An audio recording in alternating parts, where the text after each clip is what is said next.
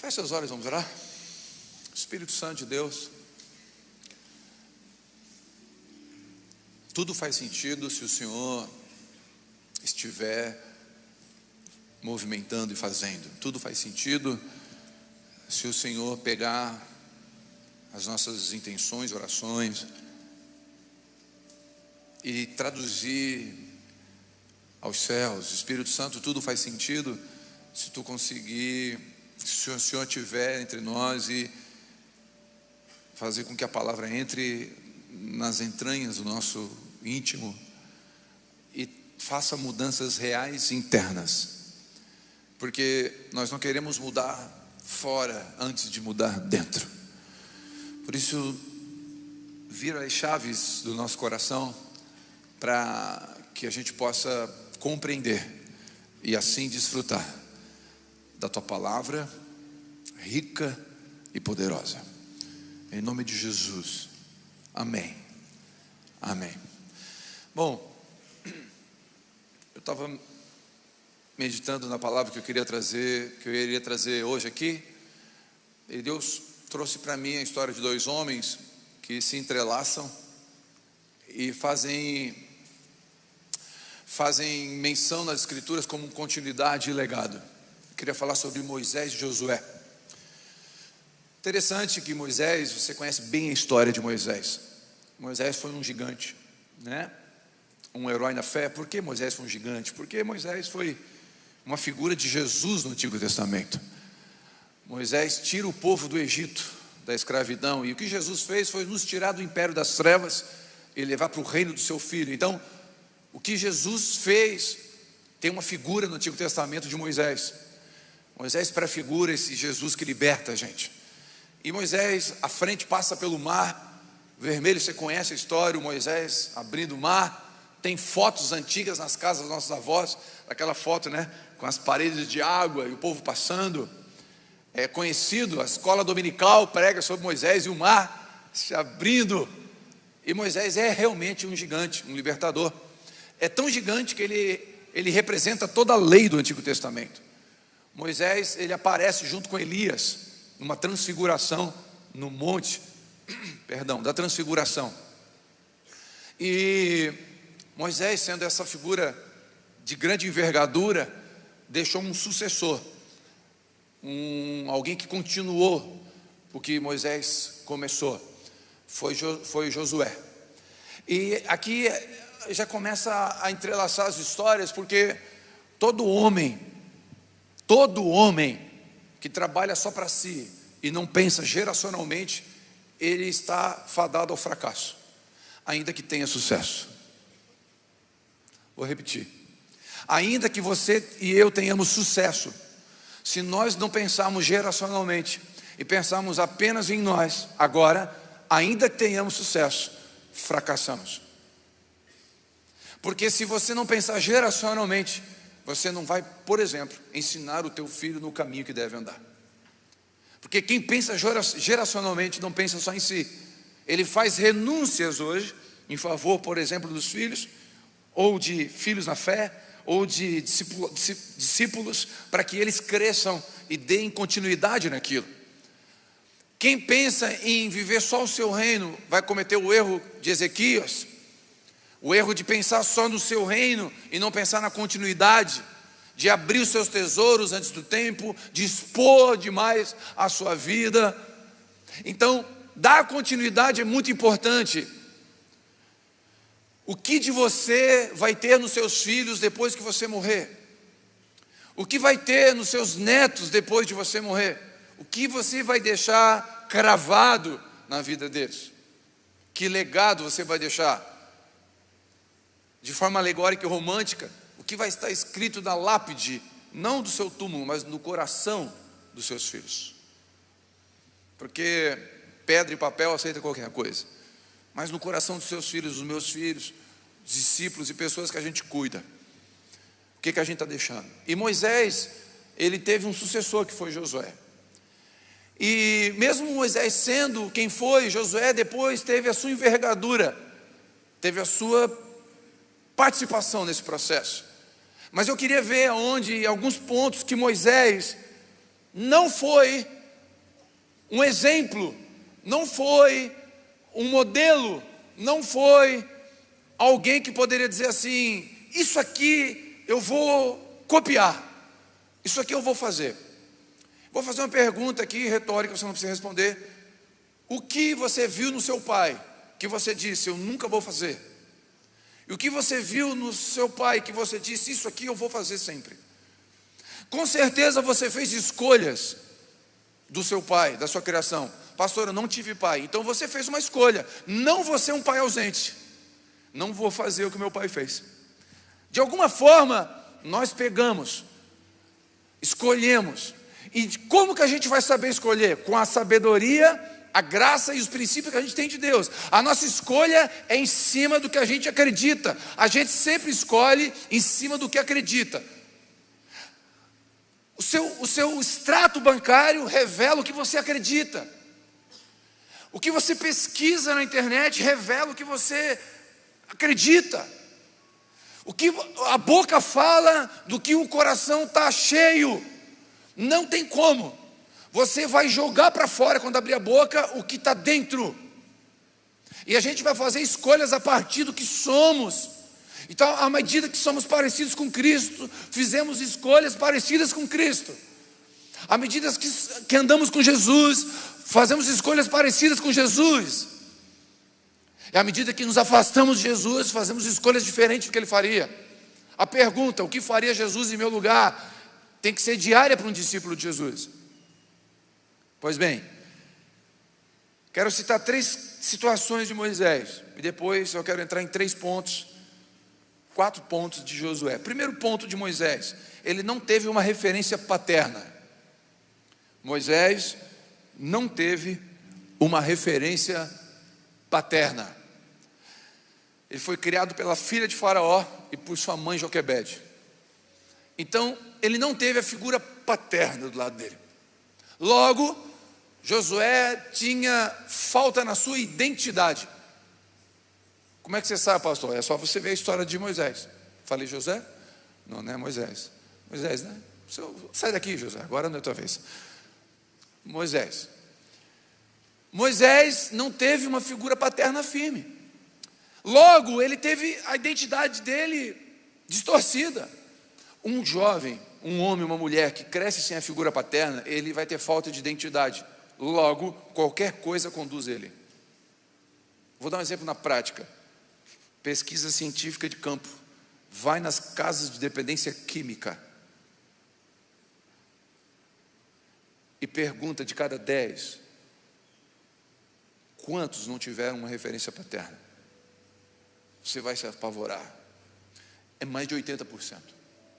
É 8,5%. Por quê? Porque já que eu não tenho uma identidade, o primeiro cara que me ofereceu uma identidade: usa a droga que tu vai ser aceito nesse grupo. Você aceita para ser aceito, porque você não tem identidade. Quem tem identidade não precisa ser aceito, ele já é aceito. Ele já sabe quem ele é. Quem sabe quem é não precisa que alguém diga quem você é, ele sabe quem é.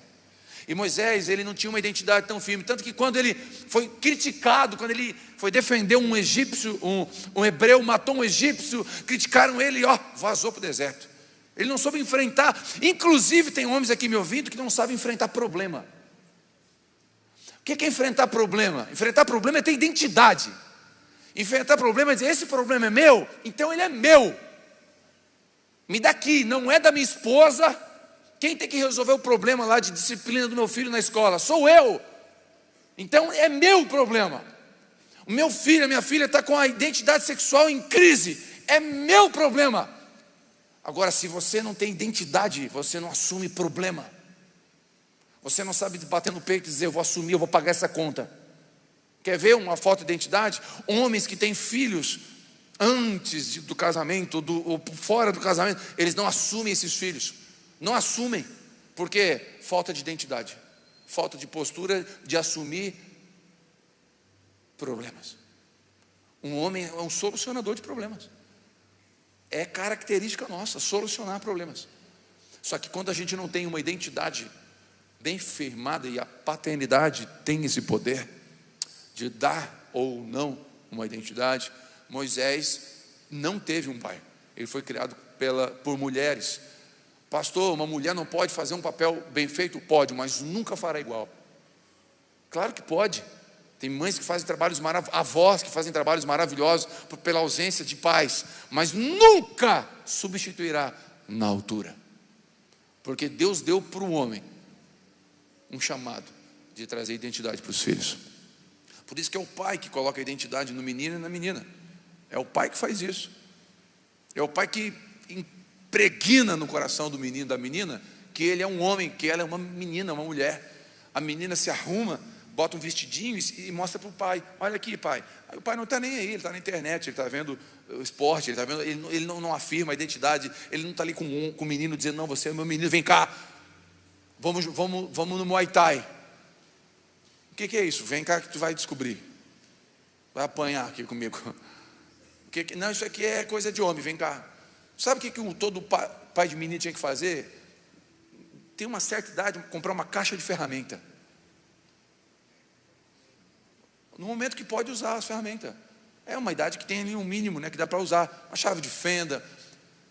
Não levanta a mão. Não levanta a mão. Quem sabe o que é uma chave Phillips? Não. Aí vou pedir para levantar a mão. Não, deixa assim, né? Não. Phillips. Hã? Quem é esse irmão? Aqui, uma caixa de ferramenta. Pega o ventilador lá, está velhinho, dá na mão do filho, desmonta. Monta. Irmão, eu estou falando de coisa de homem, do dia a dia. Ah, pastor, mas nada a ver, a mulher também pode desmontar. Claro que pode. Mas a mulher não foi chamada para força somos nós. Se fura o pneu do carro, quem troca? Não, me ajuda. Aleluia. Eu vi um vídeo na internet agora, 2 caras assim, ó, e uma mulher trocando pneu. Diante de Deus, aquela cena me deu um negócio. Os dois assim, ó,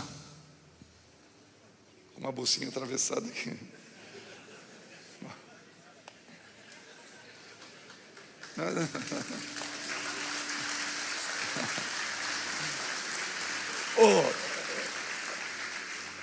O quê? Se eu tenho filho menino, eu furo o pneu do carro. Porque hoje em dia não fura mais, meus pneus não furam mais. Eu furo o pneu do meu carro, esvazio. Ó, filho, olha lá. É verdade. Então, Moisés, faltou essa referência paterna. Logo ele fugiu dos primeiros conflitos que apareceram. Conflitos, situações financeiras que aparecem em casa difícil. As contas bateram na porta, o boleto não vai vencer, sei lá, são guerras. Aí você fala o quê? Ai, amor, não sei, o que a gente faz? Não, amor, eu vou orar a Deus. Amanhã eu vou acordar mais cedo, vou orar, vou sair. Deus vai dar graça. Esse mês nós vamos bater a cota, nós vamos bater a meta, amor. Deus vai dar graça. O problema é meu. Daqui que eu resolvo isso aqui. Daqui que eu resolvo isso aqui. Quem está entendendo? Então, essa solução de problemas resolve. Quando a mulher está mal, a mulher fica mal, não fica mal? Não fica mal, não fica? Mulher não tem momentos difíceis? Não é? Tem ou não tem? Não tem a TPM, um momento tenso, não tem? Tem ou não tem? Ai, mas a lei, eu não estou nem aí, estou falando verdade, ponto final. É ou não é verdade?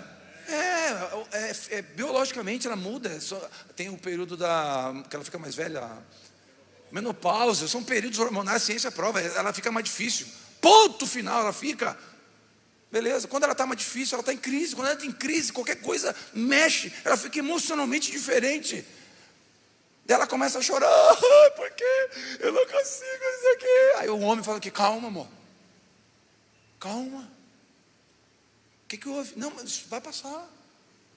Mas não, tem homem que faz o quê? Ai, tá ruim. Ai, Nilson, tá ruim, amor, tá ruim.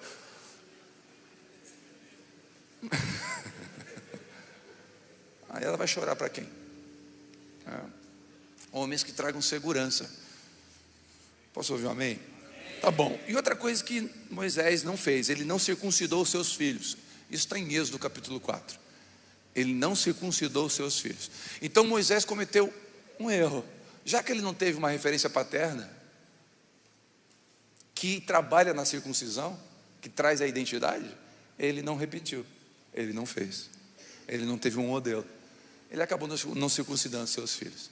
Então, quando eu não sou circuncidado, eu não tenho uma referência paterna, eu não vou transmitir isso também, ok? Então Moisés faltou um pai para circuncidá-lo, para trazer essa identidade e para ele deixar sobre os seus filhos essa circuncisão. Estamos juntos até aqui? E terceira coisa que Moisés fez, ele deixou a família. Pastor, Moisés fez o quê? Ele mandou a esposa e filhos para a casa do sogro. Isso aqui eu quero ler. Êxodo 18, capítulo 2. Está assim. Você não precisa abrir, se quiser abrir, pode abrir. Êxodo 18, 2. Moisés tinha mandado Zípora, a sua mulher, fala comigo assim, a sua mulher, para a casa do sogro Jetro, que recebeu com seus 2 filhos. Moisés manda a esposa de volta para a casa do sogro, com 2 filhos. Depois você vai ver Jetro voltando, encontrando Moisés e falando: Moisés está aqui, ó, tua esposa, teus filhos. E Jetro vai dar um conselho para Moisés, que Moisés está perdido, Moisés está quase morrendo, Moisés está botando 3 milhões de pessoas numa fila para atender. Moisés está perdido. Por que ele está perdido? Porque quem começa perdido em casa vai se perder no ministério. Quem está perdido em casa vai se perder na empresa. Quem está perdido em casa vai se perder emocionalmente, porque começa em casa. E ele manda. Moisés ele é bom de serviço, mas ruim de propósito. Moisés é um cara que sabe trabalhar bem. Ele abre mar, ele é violento, ele atende. Nossa, pastorzão, hein? Pastorzão, você atende todo dia, todo mundo, das 8 da manhã às 5 da tarde. Atendo todo mundo. Eu sou um pastor que ama as ovelhas. E a tua esposa? A minha esposa eu mandei para a casa do Jetro. Mas tu é o cara mesmo, né, cara? Tua empresa faturou 2 milhões por mês. Eu sou o cara, eu saio às 6 da manhã, chego às 10. A minha esposa mandei para a casa do Jetro. E os meus filhos, mandei para a casa do Jetro. Pelo menos não foi para a casa do Rock, né? Ou foi, né? Quem está entendendo? Então não adianta, Moisés, você ser Moisés e ter a envergadura do Moisés, e ter sucesso do Moisés, e milhões na tua conta, e um ministério frutífero, e abençoado, e aplaudido, e likes, e seguidores, se você mandou a esposa para a casa do sogro. Deliberadamente você não assumiu a sua casa. Mandar a esposa para a casa do sogro é uma figura, quem está entendendo? É mandar para fora aquilo que tem que estar dentro. É terceirizar o cuidado dos filhos para a escola teológica, para a escola bíblica, para o kids da igreja. É terceirizar a educação dos filhos para a igreja, para a escola evangélica. É terceirizar a esposa. Terceirizar a esposa é sinistro, né? Que sinistro, só de pensar está amarrado. Terceirizar a esposa. Não, alguém cuida. Quem está entendendo? Então Moisés, ele é bom de serviço, mas ruim de propósito. Por quê? Não teve paternidade.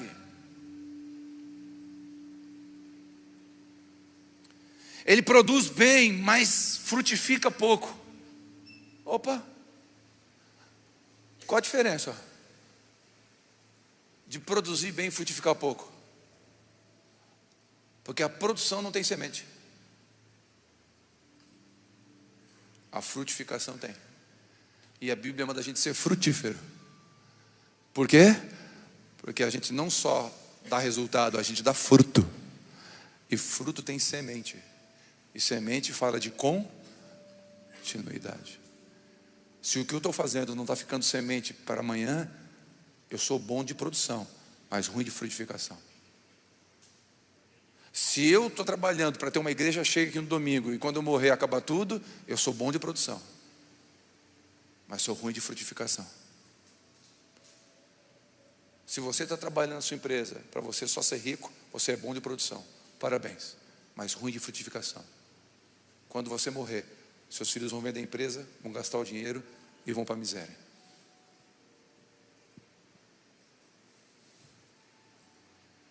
Quem está entendendo?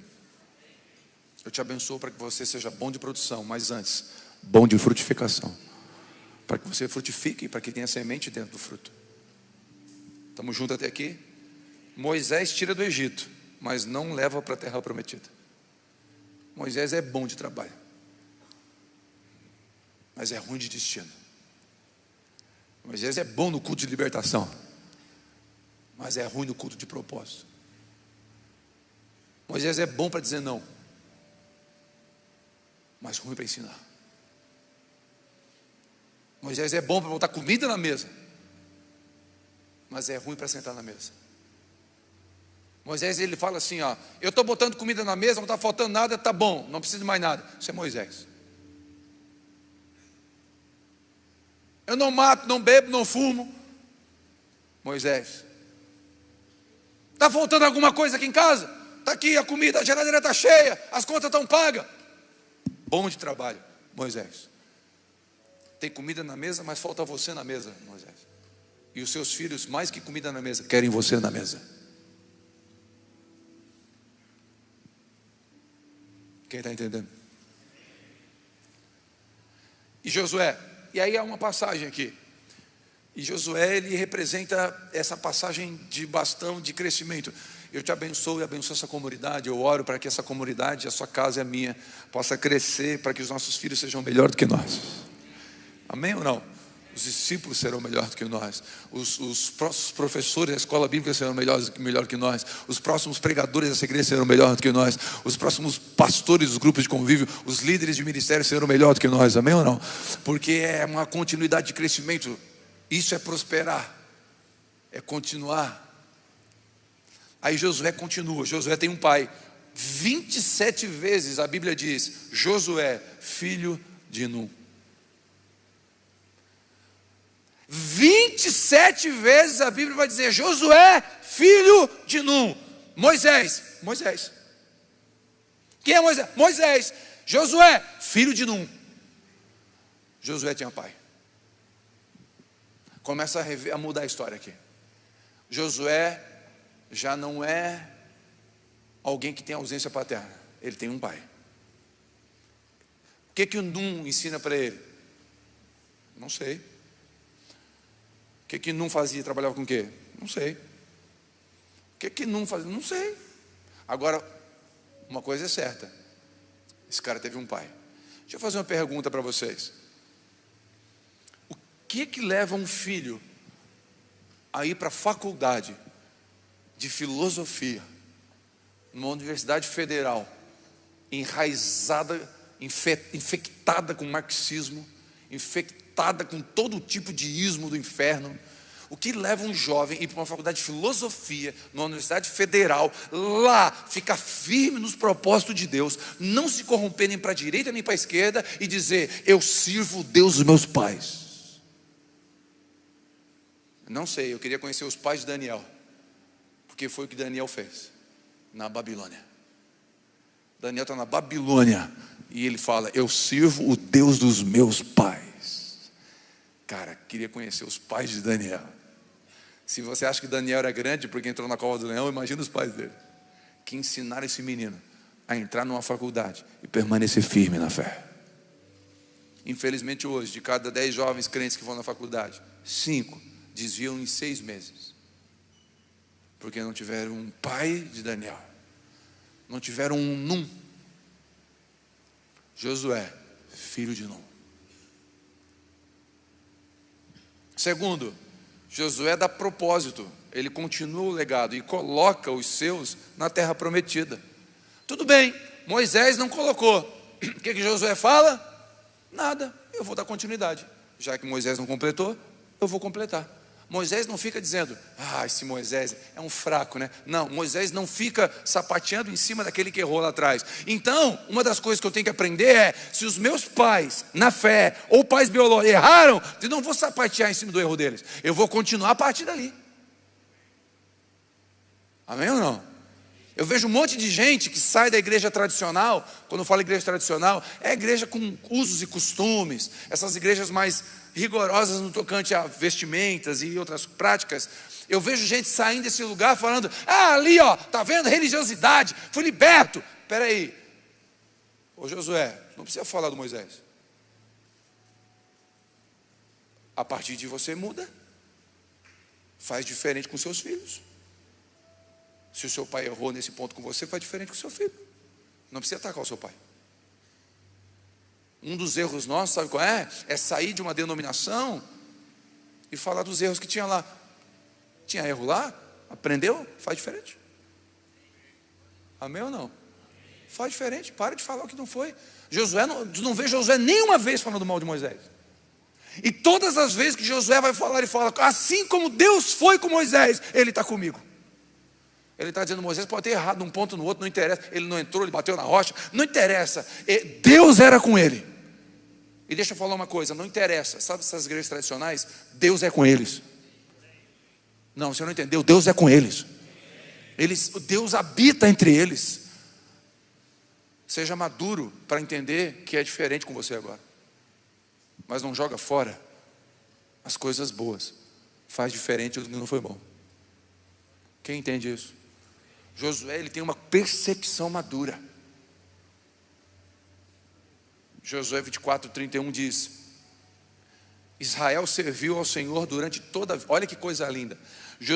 Israel serviu ao Senhor durante toda a vida de Josué e dos seus líderes que sobreviveram a Josué, os quais sabiam de tudo que o Senhor fizera em favor de Israel. Olha que coisa linda isso aqui.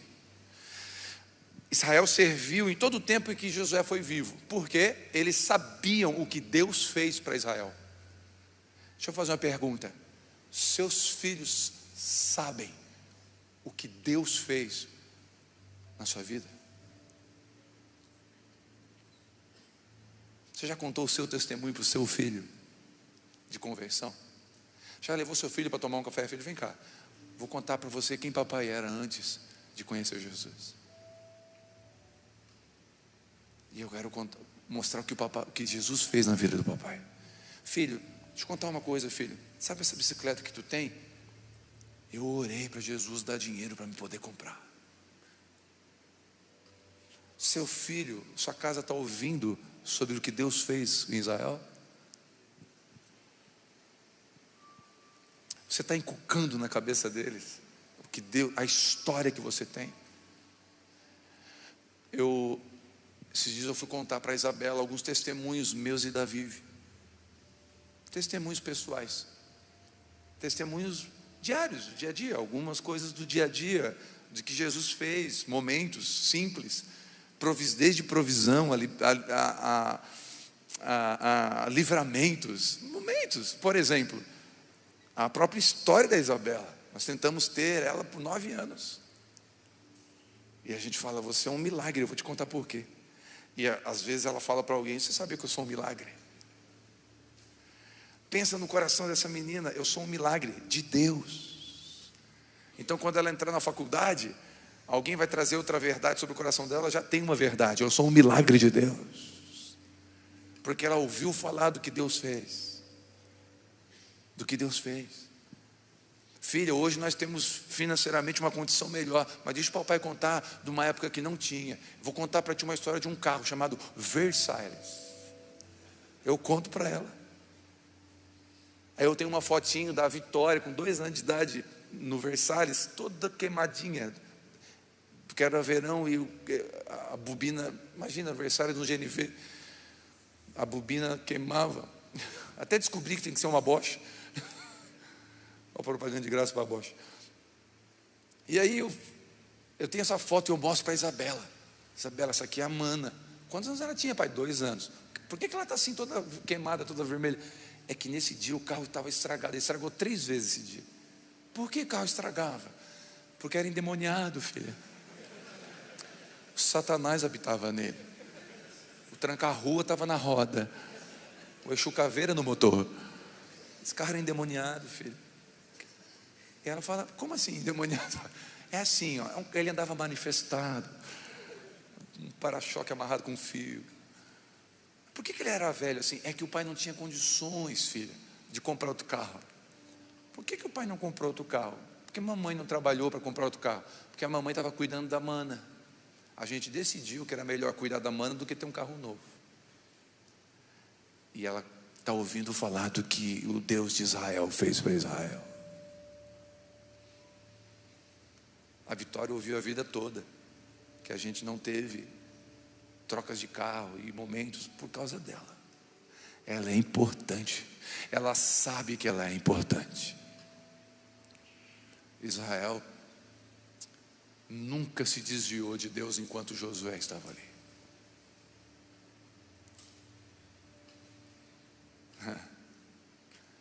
Josué relembra a palavra por 3 vezes. Olha que coisa linda.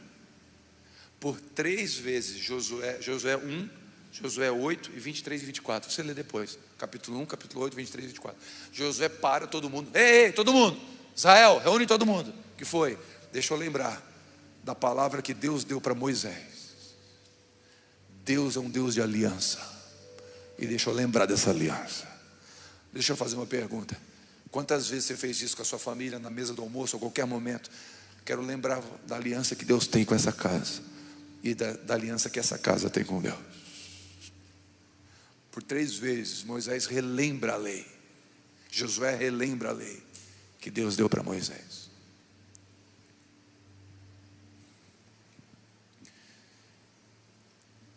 E por último, Josué se posicionou em sua casa, por sua casa e com sua casa.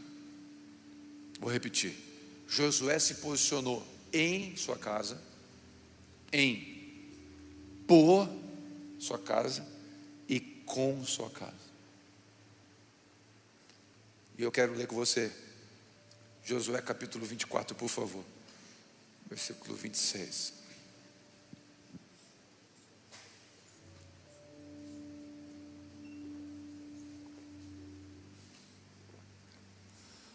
Josué 24, 26 diz assim: Josué registrou essas palavras no livro da lei de Deus. Depois ergueu uma grande pedra sobre o carvalho perto do santuário do Senhor. Agora temam o Senhor, disse Josué, e sirvam-lhe com integridade e fidelidade. Joguem fora os deuses que os seus antepassados adoravam, além do Eufrates e no Egito, e sirvam somente ao Senhor. Se, porém, não agrada a vocês servir ao Senhor, escolham hoje a quem vocês vão servir, se aos deuses dos seus antepassados que eles serviram ao lei de Eufrates, ou os deuses dos amorreus, em cuja terra vocês estão vivendo. Eu, porém, e minha casa serviremos ao Senhor. Eu, porém, e minha casa serviremos ao Senhor. Só um homem que tem paternidade, sabe dar continuidade no legado, entende a importância da paternidade. E só um homem que pensa assim pode dizer: eu e a minha casa serviremos ao Senhor. Essa frase de Josué é estampada e dita em tantos lugares, mas se você leu o texto, entendeu o texto que eu li, ele está dizendo: escolham a quem servir. E nessa noite tem uma opção aqui para todos nós: escolham a quem servir. Escolham quem sua casa vai servir. Escolham quem seus filhos vão servir. Escolham os deuses da terra que vocês estão, dos amorreus, do capitalismo, os deuses de hoje. Que Deus você quer servir? O Deus dos antepassados? Escolham, não tem problema. A escolha de vocês não vai afetar a minha, porque eu já decidi: eu e a minha casa serviremos ao Senhor. Josué está dizendo: está aqui a opção de vocês. Eu não tenho mais. eu já decidi. E nessa noite, todos que estão aqui, pode escolher o Deus que quiser. Jesus te ama tanto, que te dá a liberdade de escolha o Deus que vocês quiserem servir. Mas é uma decisão de Josué servir o Senhor, Ele, a casa dele. E eu queria que você orasse agora, por um instante. A que Deus você quer servir? Se você quiser, feche seus olhos por um instante, curva sua cabeça, não importa, se ajoelhe, fique à vontade. Mas você pode ficar olhando para Moisés e talvez dizer: Moisés errou comigo, e você está magoado ainda com o seu pai, magoado ainda com alguém que passou na sua vida e errou com você, e você vai ficar preso nisso. Você vai ficar olhando para os deuses antigos, ou os deuses atuais com promessas de prosperidade, e sei lá. Ou você pode dizer: não importa, eu tenho uma decisão, uma resolução no meu coração. Quanto aos outros, eu não sei, mas quanto a mim, eu não tenho dúvida. Eu e minha casa serviremos ao Senhor.